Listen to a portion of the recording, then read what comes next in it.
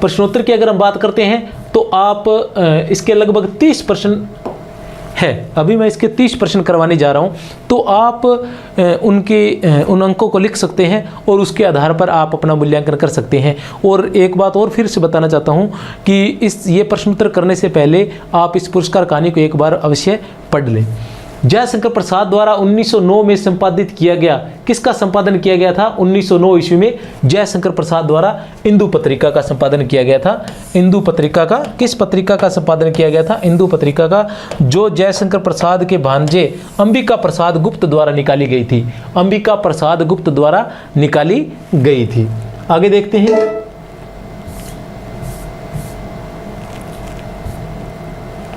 प्रश्न संख्या 2, इंद्रजाल का प्रकाशन कब हुआ था? इंद्रजाल का प्रकाशन कब हुआ था? सन 1936 ईस्वी में, सन 1928 ईस्वी में, सन 1927 ईस्वी में, सन 1933 ईस्वी में। इंद्रजाल का प्रकाशन कब हुआ था? सन 1936 ईस्वी में, सन 1928 ईस्वी में, सन 1927 ईस्वी में, सन 1933 ईस्वी में। तो आपको बता देना चाहता हूं कि सन 1936 ईस्वी में। अब आप देखेंगे कि इंद्रजाल का यहाँ चित्रण क्यों किया गया है, इंद्रजाल के बारे में क्यों पूछा गया है। तो एक बार फिर से बता देना चाहता हूँ कि जयशंकर प्रसाद ने कुल 69 कहानियाँ लिखी थी, जिन्हें 5 कहानी संग्रह में प्रकाशित किया गया था, जो थे छाया, प्रतिध्वनि, आकाशदीप और आंधी इंद्रजाल। 1912 में, 1926 में, 1931 में और 1933 में और 1936 में। इंद्रजाल जो था वो 1936 ईस्वी में प्रकाशित हुआ था। यह जयशंकर प्रसाद का अंतिम कहानी संग्रह था और इसका वर्णन यहाँ इसलिए किया गया है क्योंकि इसी में पुरस्कार कहानी संकलित थी। पुरस्कार कहानी जो है वो किससे ली गई है? इंद्रजाल कहानी संग्रह से ली गई है। इसलिए पुरस्कार कहानी का प्रकाशन कब हुआ था? 1936 ईस्वी में हुआ था, लगभग अंतिम कहानी। और कफन का भी मैं आपको जैसे बता चुका हूँ कि कफन जो थी उसका भी जो क्या बोलते हैं प्रकाशन जो हुआ था वो 1936 ईस्वी में हुआ था। वो प्रेमचंद की अंतिम कहानी थी और ये जयशंकर प्रसाद के अंतिम कहानी संग्रह से ली गई है। इसके बाद आता है प्रश्न 3। क्या है प्रश्न 3? प्रश्न 3 है, पुरोहित वर्ग ने स्वस्त्ययन किया। प्रस्तुत पंक्ति में स्वस्त्ययन क्या है? प्रस्तुत पंक्ति में स्वस्त्ययन क्या है? तिलक करना है, मांगलिक मंत्रोच्चारण करना है, हल चलाना है या यज्ञ सामग्री करना है। ठीक है, तिलक करना है, मांगलिक मंत्रोच्चारण करना है, हल चलाना है या फिर यज्ञ सामग्री। तो बता देना चाहता हूं क्या होगा इसका उत्तर? मांगलिक मंत्रोच्चारण करना। पुरोहित वर्ग ने क्या किया? मांगलिक मंत्रोच्चारण किया। पुरोहित वर्ग ने मांगलिक मंत्रोच्चारण किया। क्या? स्वस्त्ययन किया। स्वस्त्ययन क्या होता है? स्वस्त्ययन मांगलिक मंत्रो उच्चारण। अब आता है प्रश्न संख्या 4। क्या है प्रश्न संख्या 4? प्रश्न संख्या 4 है, कौशल में उत्सव से संबंधित संगत कथन छांटिए। तो प्रश्नों को आप, कुछ प्रश्न हो सकता है आपको आसान लगे, वो आसान इसलिए बनाए गए हैं कि यहाँ सिर्फ और सिर्फ आपका मूल्यांकन करना ही नहीं है। प्रश्नों के माध्यम से मेरा ये उद्देश्य है कि आपको कहानी के बारे में भी जानकारी प्राप्त हो कि कहानी क्या थी, कहानी के पात्र किस प्रकार के थे, उनकी क्या क्या भूमिकाएं थी, इस कहानी का क्या उद्देश्य था। ये सारी की सारी बातें मैं प्रश्नों के माध्यम से आपको बताने का प्रयास करता हूँ। जो हमारी पाठ्य पुस्तक है, जो व्याख्याता के लिए जो हमारी नई जो पुस्तक आई है, उसमें इसके लगभग 100 प्रश्न मैंने दिए हैं। तो वो उसके बाहर से मुझे नहीं लग रहा कोई प्रश्न आएगा। जो किसी को अच्छा लगे आप देख सकते हैं, किसी को पसंद हो तो आप उसको ला भी सकते हैं। कौशल में उत्सव से संबंधित संगत कथन छांटिए। नगर तोरण से जय घोष हुआ। नगर तोरण से जय घोष हुआ। रथों, हाथियों और अश्वारोहियों की पंक्ति जम गई। रथों, हाथियों और अश्वारोहियों की पंक्ति जम गई। सौभाग्यवती और कुमारी सुंदरियों के थाल कुमकुम और खीलों से भरे हुए थे। सौभाग्यवती और कुमारी सुंदरियों कहने से तात्पर्य है ये और उपयुक्त सभी। तो कौन सा उत्तर है इसका? या फिर उपयुक्त सभी, कौन सा उत्तर है? तो आपको बता देना चाहता हूँ इसका उत्तर है उपयुक्त सभी। इसका उत्तर द है, उपयुक्त सभी। अब ये किस समय की बात है? ये किस समय का वर्णन है? ये उस समय का वर्णन है जब उत्सव प्रारंभ हुआ कि जो कौशल है उसमें प्रत्येक वर्ष एक उत्सव मनाया जाता था। उसमें क्या होता था कि राजा जो था वो भूमि पर हल चलाता था, स्वयं अपने हाथ से हल चलाता था और वो भूमि उसकी मानी जाती थी, वह उस पर भूमि पर खेती करता था। तो उससे पहले, उत्सव से पहले की जो तैयारी थी उसका चित्रण यहाँ किया। क्या किया गया था? नगर तोरण से जय घोष हुआ, नगर तोरण से जय घोष हुआ, राजा की महाराज की जय जयकार हुई, रथों, हाथियों और अश्वारोहियों की पंक्ति जम गई, चारों तरफ रथ, हाथी और अश्वारोही थे चारों तरफ महाराज के। सौभाग्यवती और कुमारी सुंदरियां, सौभाग्यवती और कुमारी जो सुंदरियां थी वो थाल में कुमकुम और खीलों से भरे हुए खड़ी, जो कुमकुम और खीलों से भरे हुए थाल लिए खड़ी थी।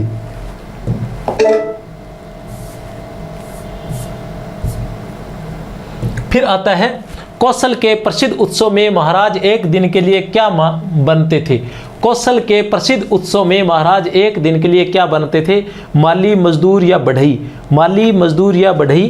तो क्या, या कृषक? माली, मजदूर, बढ़ई या फिर कृषक। एक दिन के लिए क्या बनते थे? द है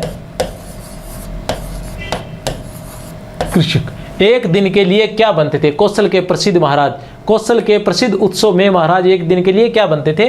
तो उत्तर बता देना चाहता हूं, कृषक। क्या बनते थे? एक दिन के लिए कृषक बनते थे। कितने दिन के लिए? एक दिन के लिए, याद रख लेना। फिर है, इस वर्ष किसके खेत को इंद्र पूजन तथा महाराज की खेती हेतु चुना गया था? इस वर्ष किसके खेत को इंद्र पूजन तथा महाराज की खेती हेतु चुना गया था? मधुलिका का, अरुण का, सेनापति का या अग्निसेन का? मधुलिका का, अरुण का, सेनापति का या अग्निसेन का? किसके खेत को चुना गया था? तो आपको बता देना चाहता हूं किसके खेत का? मधुलिका के खेत को। किसके खेत को चुना गया था? मधुलिका के खेत को चुना गया था। किसके लिए? महाराज की खेती के लिए, महाराज द्वारा खेती करने के लिए और इंद्र पूजन के लिए। प्रश्न संख्या 7 क्या है? प्रश्न संख्या 7, मधुलिका से संबंधित संगत कथन छांटिए। मधुलिका से संबंधित संगत कथन छांटिए। वह कभी अपने कोशे वसन को संभालती, कभी अपने रूखे अलकों को। वह कभी अपने कोशे वसन को संभालती, कभी अपने रूखे अलकों। कब की बात है? जब वह महाराज के साथ, महाराज जब खेती करने एक दिन के लिए खेती करने के लिए आते हैं, कृषक बनते हैं, तो वह स्वर्ण जनित जो हल है उसको पकड़ते हैं और उसको बीज डालने के लिए, एक जो साथ में रहता है बीज डालने के लिए, तो यह जो है सौभाग्य किसको? मधुलिका को प्राप्त होता है। और यह अक्सर उसी को प्राप्त होता है जिसकी भूमि होती है, भूमि ली जाती है कृषि खेती करने के लिए, इंद्र पूजन के लिए। तो यह मधुलिका को मिला और मधुलिका जो बीज है महाराज को दे रही थी। तो उसी समय का यह चित्रण है कि वह कभी अपने कोशे वसन को संभालती, कभी अपने रूखे अलकों को। कृषक बालिका के शुभ्र भाल पर श्रम कणों की भी कमी न थी। कृषक बालिका के शुभ्र भाल पर श्रम कणों की भी कमी न थी। सम्मान और लज्जा उसके अधरों पर, सम्मान और लज्जा उसके अधरों पर,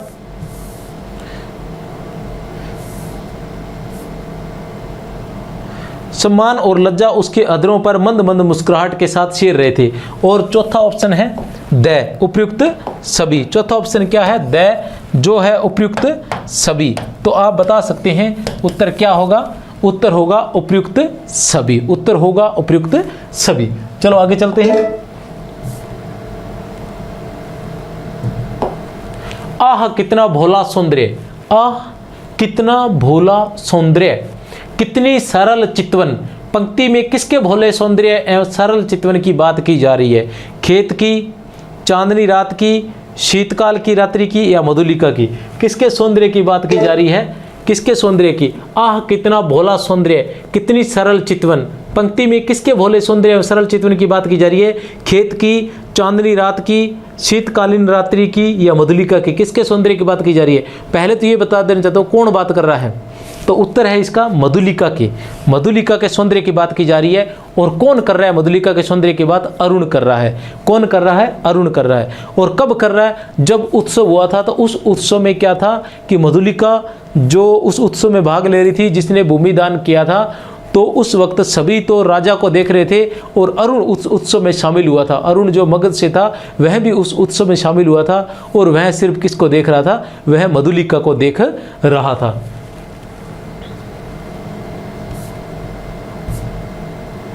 प्रश्न संख्या 9। प्रश्न संख्या 9 है, मधुलिका ने स्वर्ण मुद्राओं का क्या किया? मधुलिका ने स्वर्ण मुद्राओं का क्या किया? जब इंद्र पूजन के लिए या महाराज के कृषक बनने के लिए जो भूमि ली गई थी उसका चौगुना दाम दिया जाता था, और उसी चौगुने दाम में मधुलिका को स्वर्ण मुद्राओं से भरा हुआ एक थाल दिया गया। अब उसके साथ उसने क्या किया, स्वर्ण मुद्राएं फेंक दी, महाराज पर न्यौछावर करके बिखेर दी, महाराज पर न्यौछावर करके बिखेर दी, अपने पास रख ली, प्रसन्नता से सबको बांट दी। तो इसी के अनुसार इसका उत्तर है महाराज पर न्यौछावर करके बिखेर दी, महाराज पर न्यौछावर करके बिखेर दी स्वर्ण मुद्राएं जो थी। प्रश्न संख्या 10 क्या है? प्रश्न संख्या 10 अबोध क्या कह रही है? अबोध क्या कह रही है? राजकीय अनुग्रह का तिरस्कार कथन किसका है? राजकीय अनुग्रह का तिरस्कार कथन किसका है? सेनापति का, वृद्ध मंत्री का, महाराज का या गांव के वृद्ध का? सेनापति का, वृद्ध मंत्री का, महाराज का या गांव के वृद्ध का? तो यह प्रश्न है वृद्ध मंत्री का। किस लिए कहा था उसने? क्योंकि जब उसने स्वर्ण मुद्राएं लेने से इनकार कर दिया था और उसने महाराज के ऊपर से न्यौछावर करके बिखेर दी थी, तब उसने कहा था कि यह राजकीय अनुग्रह का तिरस्कार है।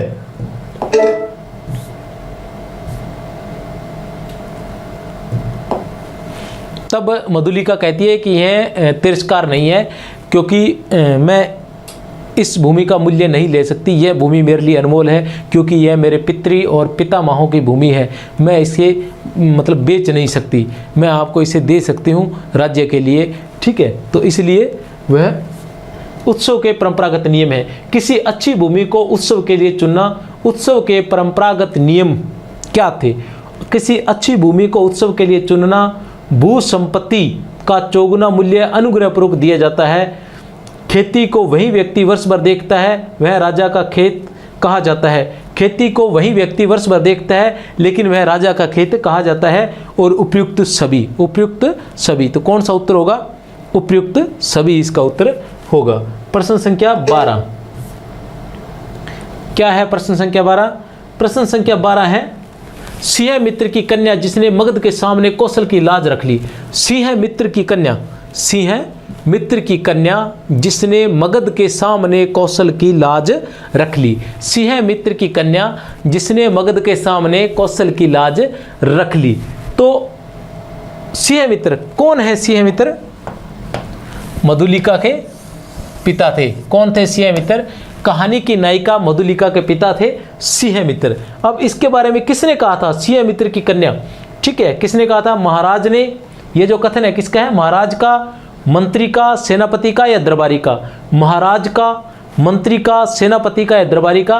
तो यह कथन है महाराज का। किसका कथन है ये? महाराज का कथन है। सिंह मित्र की कन्या जिसने मगध के सामने कौशल की लाज रख ली थी। प्रश्न संख्या 13 उत्सव के लिए चुना गया खेत किसका खेत कहलाता था? राजा का, सेनापति का, राज्य का? राजा का, सेनापति का, राज्य का या फिर मालिक का? किसका खेत कहलाता था? चुना गया खेत राजा का खेत कहलाता था। किसका खेत कहलाता था? राजा का।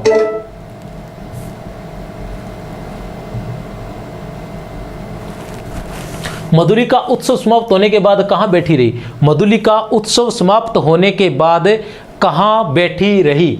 विश्राम भवन में, अपने खेत की सीमा पर विशाल मधुक वृक्ष के नीचे, अपने खेत की सीमा पर विशाल मधुक वृक्ष के नीचे, अपने खेत में विशाल वट वृक्ष के नीचे, अपने खेत में खेजड़ी के वृक्ष के नीचे। कहाँ बैठी रही थी मधुलिका जब उसकी भूमि को राज्य की भूमि के रूप में ले लिया गया था? तो कहाँ बैठी रही थी? अपने खेत की सीमा पर विशाल मधुक वृक्ष के नीचे, विशाल मधुक वृक्ष के नीचे। यहीं पर उसने अपनी झोंपड़ी पर्ण कुटिया बना रखी थी और यहीं पर अरुण उससे मिलने के लिए आता है। प्रश्न संख्या 15, प्रश्न संख्या 15 है विश्राम भवन में कौन जागरण कर रहा था? अग्निसेन। विश्राम भवन में कौन जागरण कर रहा था? अग्निसेन, सिंह मित्र, अरुण या मधुलिका? अग्निमित्र, सिंह मित्र, अरुण या मधुलिका? तो कौन कर रहा था? अरुण। कौन कर रहा था विश्राम भवन में जागरण? अरुण कर रहा था। कब? जब उत्सव में, जो राज्य का उत्सव मनाया जाता था, उस उत्सव में मगध के राजकुमार अरुण को भी बुलाया जाता है, लेकिन वह उसको विश्राम भवन में ठहराया जाता है। वहाँ वह सोता नहीं है, वह क्या कर रहा होता है, जागरण कर रहा होता है, मतलब जागते हुए रहता है, सोता नहीं है, ठीक है, किस लिए। और फिर वह वहाँ से उठकर, क्योंकि वो किसके बारे में सोचता रहता है, मधुलिका के बारे में सोचता रहता है।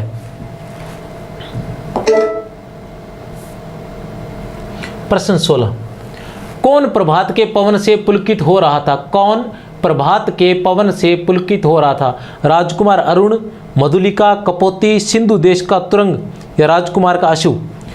कौन प्रभात के पवन से पुलकित हो रहा था? राजकुमार अरुण, मधुलिका, कपोती, सिंधु देश का तुरंग।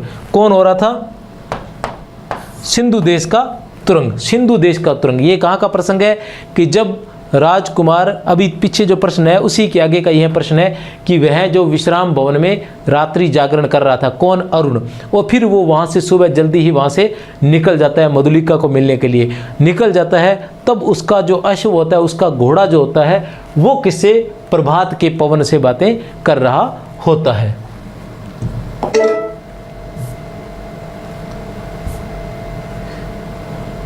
प्रश्न संख्या 17, युवक कुमार तीर सा निकल गया, पंक्ति में अलंकार है। युवक कुमार तीर सा निकल गया, पंक्ति में अलंकार है। रूपक है, उपमा है, उत्प्रेक्षा है या विभावना है? रूपक है, उपमा है, उत्प्रेक्षा है या फिर विभावना है? रूपक है, उत्प्रेक्षा है, रूपक है, उपमा है, उत्प्रेक्षा है या फिर विभावना है? कौन सा अलंकार है? युवक कुमार तीर सा निकल गया, तो जहां सा आया हुआ है कौन सा होगा? यहाँ उपमा अलंकार है। कौन सा अलंकार? उपमा अलंकार। कब? वहां से, कहां से? मगध से। मगध से युवक जो सैनिक थे उनके बीच से कैसे निकल गया? तीर सा निकल गया था। ये वहां का प्रसंग है। 6, कुमारी के सोए हुए सौंदर्य पर दृष्टिपात करने वाले दृष्ट तुम कौन? 6, कुमारी के सोए हुए सौंदर्य पर, कुमारी के, सोई हुई कुमारी के सौंदर्य पर दृष्टिपात करने वाले, सोई हुई कुमारी के सौंदर्य पर दृष्टिपात करने वाले दृष्ट तुम कौन हो? कथन है, एक कोकिल का, वृद्ध मंत्री का, प्रतिहारी का या सेनापति का? एक कोकिल का, वृद्ध मंत्री का, प्रतिहारी का या फिर सेनापति का? तो किसका था? एक कोकिल का। जब वो मधुक वृक्ष के नीचे सो रही होती है और पहली बार अरुण आता है, राजकुमार अरुण आता है, वह सो रही होती है, तो उस सोई हुई को, उसके सौंदर्य को वह देखने लग जाता है। तब उसी वृक्ष की जो कोकिल है वह उसे कहती है कि हे दृष्ट तुम कौन हो? सोई हुई बालिका के सौंदर्य का, सोई हुई बालिका के सौंदर्य पर दृष्टिपात करने वाले। पुरस्कार कहानी में मधुलिका को कहा गया है। पुरस्कार कहानी में मधुलिका को कहा गया है। क्या क्या कहा गया है? कृषक बालिका कहा गया है, या फिर सरलता की देवी कहा गया है, या फिर एक छिन्न माधवी लता कहा गया है। एक छिन्न माधवी लता कहा गया है। क्या कहा गया है? कृषक बालिका कहा गया है, सरलता की देवी कहा गया है, एक छिन्न माधवी लता कहा गया है, या उपयुक्त सभी कुछ कहा गया है। तो क्या कहा गया है उसको? उपयुक्त सभी। मधुलिका को, पुरस्कार कहानी में मधुलिका को कृषक बालिका भी कहा गया है, सरलता की देवी भी कहा गया है और एक छिन्न माधवी लता भी कहा गया है। उत्तर है उपयुक्त सभी। प्रश्न संख्या 20, क्या है प्रश्न संख्या 20? कौन दुख से विकल था? कौन दुख से विकल था? अरुण, मधुलिका और महाराज या सेनापति? अरुण, मधुलिका, महाराज और सेनापति। तो कौन था दुख से विकल? मधुलिका। यह प्रसंग कब का है? यह प्रसंग तब का है जब वह मधुलिका पर्णकुटिया बनाकर मधुक वृक्ष के नीचे रह रही होती है और जो राजकुमार अरुण है वो पहली बार उससे मिलने आता है। यह तब का प्रसंग है। तब वो कहती है कि मैं दुख से विकल हो रही हूँ और तुम मेरा मजाक उड़ा रहे हो, तो मैं तुम्हारे साथ तुम्हारे प्रेम को स्वीकार नहीं कर सकती।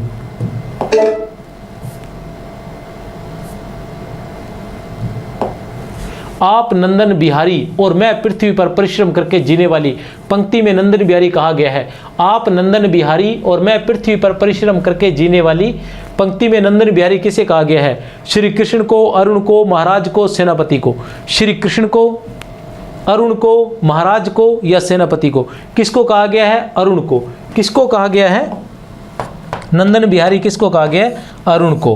कब कहा गया था? जब उसने प्रणय निवेदन किया था राजकुमारी मधुलिका से। तब मधुलिका उसके कहती है कि आप तो नंदन बिहारी हो और मैं पृथ्वी पर परिश्रम करके जीने वाली क्या हूँ, जीने वाली हूँ, इसलिए मतलब मैं आपका प्रणय निवेदन स्वीकार नहीं कर सकती। मधुलिका कहाँ की रहने वाली थी? मधुलिका कौशल की रहने वाली थी, मगध की रहने वाली थी, अवंतिका की, उज्जैन की। जो मधुलिका थी वो कहाँ की रहने वाली थी? कौशल की, मगध की, अवंतिका की। कहाँ की रहने वाली थी मधुलिका? कौशल की रहने वाली थी। कहाँ की रहने वाली थी? कौशल की। कहाँ की रहने वाली थी मधुलिका? कौशल की। और मगध का रहने वाला कौन था? अरुण। मगध का रहने वाला कौन था? अरुण था।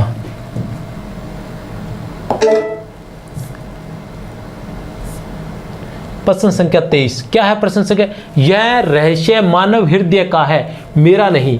यह रहस्य मानव हृदय का है, मेरा नहीं। कथन है मधुलिका का, अरुण का, अग्निसेन का या वृद्ध मंत्री का? यह रहस्य मानव हृदय का है, मेरा नहीं। कथन है मधुलिका का, अरुण का, अग्निसेन का या वृद्ध मंत्री का? किसका है? तो यह है मधुलिका का। किसका कथन है ये? मधुलिका का। यह रहस्य मानव हृदय का है, मेरा नहीं। कथन है किसका? मधुलिका का। किस लिए होता है? जब उसको दुखी देखता है और अरुण, राजकुमार अरुण को यह पता चलता है कि मधुलिका जो अपनी भूमि है, जो अपनी पैतृक भूमि है, वह देकर खुश नहीं है, तब वो कहता है कि फिर तुमने ऐसा क्यों किया? तब वो कहती है कि जो मानव हृदय है, यह रहस्य मानव हृदय का है, मेरा नहीं। मतलब हृदय जो है, जो नियम बने हुए हैं उन नियमों का पालन नहीं करता है। जो संसारिक नियम बने हैं उन नियमों का पालन, ये एक रहस्य की बात है कि उन नियमों का पालन जो है वो हृदय नहीं करता है, इसलिए फिर वह दुखी भी रहता है। मधुलिका अपनी भूमि कौशल नरेश को देने के बाद अपना जीवन यापन कैसे करती थी? मधुलिका अपनी भूमि कौशल नरेश को देने के बाद अपना जीवन यापन कैसे करती थी? भीख मांग कर, घरों में काम करके, दूसरों के खेत में काम करके, चौथे पहर रुखी सूखी खाकर। कैसे करती थी? भीख मांग कर, घरों में काम करके, दूसरों के खेत में काम करके, चौथे पहर रुखी सूखी खाकर, और या फिर ऑप्शन द है उपयुक्त सभी। उपयुक्त सभी। तो बताइए क्या होगा उत्तर? उत्तर होगा दूसरों के खेत में काम करके, चौथे पहर रूखी सूखी खाकर। दूसरों के खेत में काम करके, चौथे पहर रूखी सूखी खाकर। मधुलिका की कहानी है। मतलब ऐसी स्थिति के बावजूद भी वह अपने कर्तव्य का पालन करती है। हमें ऐसी बातों का ध्यान रखना चाहिए। ऐसी मतलब इसी प्रकार जयशंकर प्रसाद जो है वो हमारे मन में देशभक्ति की भावना बढ़ते हैं कि किस प्रकार विपरीत परिस्थितियों में होते हुए भी वह अपने देश से प्रेम करती है। उसे महाराज के कारण कितनी कठिनाइयों का सामना करना पड़ता है, लेकिन फिर भी वह अपने राज्य से प्रेम करती है। तो कहने से अपनी मातृभूमि से प्रेम करती है। तो प्रसाद जी हमें यही प्रेरित करना चाहते थे कि हमें अपने देश से प्रेम करना चाहिए और देश प्रेम के लिए निजी स्वार्थों का बलिदान भी करना चाहिए। जिस प्रकार एकमात्र जो साधन था जीविका का, मधुलिका की जीविका का एकमात्र साधन था, वह था उसकी भूमि, पैतृक भूमि। वह भी उसने राज्य के लिए न्यौछावर कर दी थी, बलिदान कर दी थी, उसका त्याग कर दिया था। मधुलिका की पर्ण कुटीर की दीवारें किस से बनी हुई थी? मधुलिका की पर्ण कुटीर की दीवारें किस से बनी हुई थी? मधुलिका की पर्ण कुटिया जो थी वो कहाँ बनी हुई थी? उसी के खेत के किनारे, उसी के खेत के किनारे मधुक वृक्ष के नीचे। पर्णों से, सूखे डंठलों से, मिट्टी से। पर्णों से, सूखे डंठलों से या मिट्टी से। तो किससे बनी हुई थी? क्या? दीवारें। क्या चीज़ें? दीवारें किससे बनी हुई थी? किसकी? पर्ण कुटीर की। तो पर्ण से तो क्या बनी हुई थी? कुटिया बनी हुई थी। और उसकी दीवारें किससे बनी हुई थी? सूखे डंठलों से। किससे बनी हुई थी उसकी दीवारें? सूखे डंठलों से उसकी दीवारें बनी हुई थी पर्ण कुटिया की। किसके? मधुलिका के कुटिया की। आह, मनुष्य कितना निर्दय है, अपरिचित है, क्षमा करो, जाओ अपने मार्ग। आह, मनुष्य कितना निर्दय है, अपरिचित है, क्षमा करो जाओ अपने मार्ग। मधुलिका के इस कथन में अपरिचित किसे कहा गया है? महाराज को, मंत्री को, अग्निसेन को या अरुण को? द है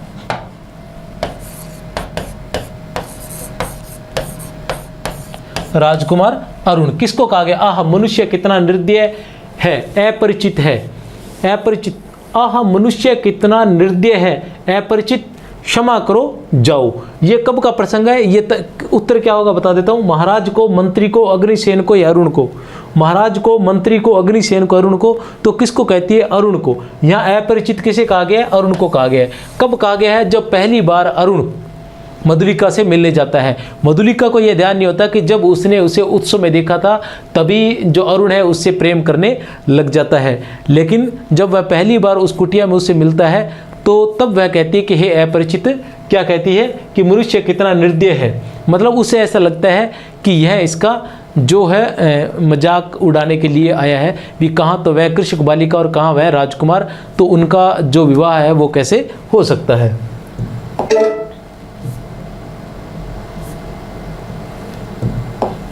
जीवन में सामंजस्य बनाए रखने वाले उपकरण तो अपनी सीमा निर्धारित रखते हैं। जीवन में सामंजस्य बनाए रखने वाले उपकरण तो अपनी सीमा निर्धारित रखते हैं, परंतु उनकी आवश्यकता और कल्पना भावना के साथ घटती बढ़ती रहती है। जीवन में सामंजस्य बनाए रखने वाले उपकरण तो अपनी सीमा निर्धारित रखते हैं, परंतु उनकी आवश्यकता और कल्पना भावना के साथ घटती बढ़ती रहती है। पंक्तियाँ किस अध्याय से ली गई है? पंक्तियाँ किस अध्याय से ली गई है? अनोखी परीक्षा, बेचारा कॉमन मैन, पुरस्कार। अनोखी परीक्षा, बेचारा कॉमन मैन, पुरस्कार या कफन? अनोखी परीक्षा, बेचारा कॉमन मैन, पुरस्कार या फिर कफन। जीवन में सामंजस्य बनाए रखने वाले उपकरण, तो इसका उत्तर क्या होगा? पुरस्कार। इसका उत्तर रहेगा पुरस्कार। बड़ा आसान लग रहा है क्योंकि पुरस्कार कहानी पढ़ा रहा हूं तो उत्तर पुरस्कार, लेकिन जब सभी कहानियों का प्रश्नोत्तर पूछे जाएंगे तब ये समस्या खड़ी हो जाती है, इसलिए इसको गौर से। ऐसे प्रश्नों के बारे में मैं पहले भी पढ़ाता हूं तो बता चुका हूं। कुछ प्रश्न ऐसे होते हैं जिनके बारे में बड़ा सारा कथन दिया होता है, तो हमें देखते ही हम उस कथन को पढ़ते नहीं है। ये कथन इसलिए दिया जाता है कि इस प्रकार का कहानी का अगर कथन आ जाए तो आपके ध्यान में रहे कि यह किस कहानी से लिया गया है। लेकिन आप क्या कर रहे होते हैं? उस वक्त वही कहानी पढ़ रहे होते हैं और उसी कहानी का टेस्ट दे रहे होते हैं, तो आपके आसानी से पढ़े बिना ही, इतना बड़ा प्रश्न पढ़े बिना ही आप उत्तर दे देते हैं कि हाँ ठीक है ये तो पुरस्कार के होगा क्योंकि टेस्ट अभी पुरस्कार कहानी का ही चल रहा है। लेकिन उसे ध्यान से पढ़ें, क्योंकि यही प्रश्न जब परीक्षा में आएगा तब वहाँ आपके पास कहानी पुरस्कार नहीं होगी, वहाँ आपके पास बहुत सारी कहानियाँ होंगी। वहाँ आपको हो सकता है किसी अन्य कहानी से हो, या पाठ्यक्रम में लगी हुई कहानी भी हो, या इसके अलावा जो निबंध कविता क्या है या शीर्ष के फूल दिए गए हैं उनका नाम भी या ऑप्शन में दिया गया हो, तो आपके लिए समस्या क्रिएट हो जाएगी। इसलिए ऐसे जो बड़े प्रश्न होते हैं उनको ध्यान से पढ़ें और उसके बाद ही उसका उत्तर दें। सॉरी। मधुलिका को कहाँ का काल्पनिक चित्र नभ में बिजली के आलोक में नाचता हुआ दिखाई देने लगा? मधुलिका को कहाँ का काल्पनिक चित्र नभ में बिजली के आलोक में नाचता हुआ दिखाई देने लगा? अपने खेत का, खेत में लहलहाती हुई फसल का, मगध की प्रसाद माला के वैभव का, राजकुमार अरुण के प्रेम का। अपने खेत का, खेत में लहलहाती हुई फसल का, मगध की प्रसाद माला के भव्य का, राजकुमार अरुण के प्रेम का। किसका दिखाई देने लगा था? स। उत्तर है इसका स। मगध की प्रसाद माला के वैभव का क्या दिखाई देने लगा था? काल्पनिक चित्र नभ में बिजली के आलोक में नाचता हुआ, नभ में आकाश में बिजली के प्रकाश में नाचता हुआ दिखाई देने लगा।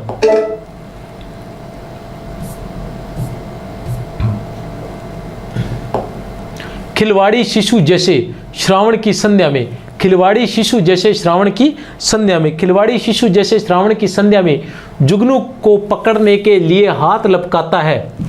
खिलवाड़ी शिशु जैसे श्रावण की संध्या में जुगनू को पकड़ने के लिए हाथ लपकाता है। प्रस्तुत पंक्ति में खिलवाड़ी शिशु किसे कहा गया है? राजकुमार अरुण को, मधुलिका को, महाराज को या सेनापति को? राजकुमार अरुण को, मधुलिका को, महाराज को या सेनापति को? किसको कहा गया है? मधुलिका को। किसको कहा गया है? मधुलिका को। खिलवाड़ी शिशु जैसे श्रावण की संध्या में जुगनू को पकड़ने के लिए हाथ लपकाता है।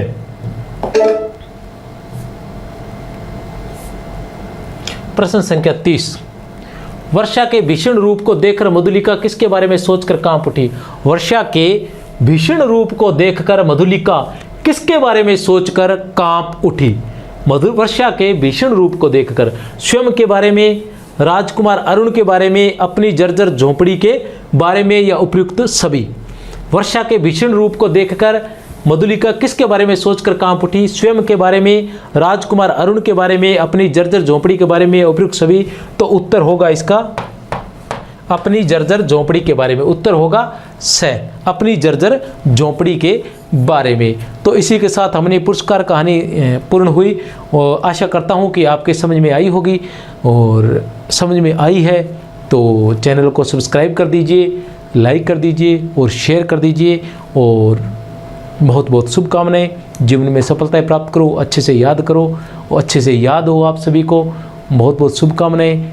और इसी के साथ आशा करता हूँ कि आपको वीडियो पसंद आया होगा, और प्रयास करूँगा कि ज़्यादा से ज़्यादा वीडियो आपके सामने लाऊं, अच्छी से अच्छी सामग्री आप लोगों के सामने ला सकूँ, आप लोगों तक पहुँचा सकूँ।